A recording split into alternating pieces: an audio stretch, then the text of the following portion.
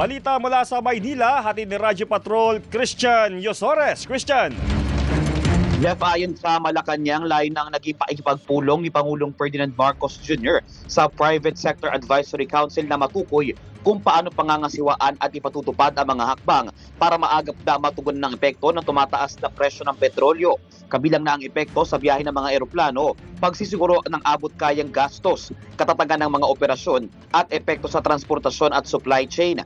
Iniulat ng Department of Transportation sa mga opisyal ang pag-adopt ng 15-day airfare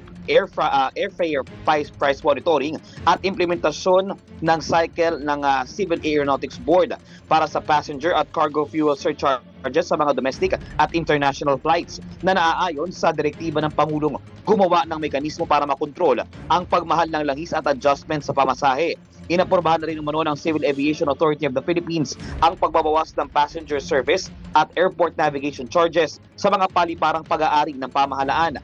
Ayon sa Malacanang, binigyan diin ng Pangulo sa meeting ang pangako ng administrasyon na makipagtulungan sa aviation sector para maisulong pang ibang hakbang para masiguro ang matatag na supply ng langis sa harap ng humihigpit na supply at maibsan ang epekto ng tumataas na gastos ng taong bayan.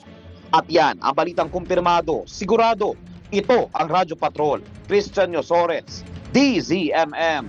Maraming salamat, Christian Yosores.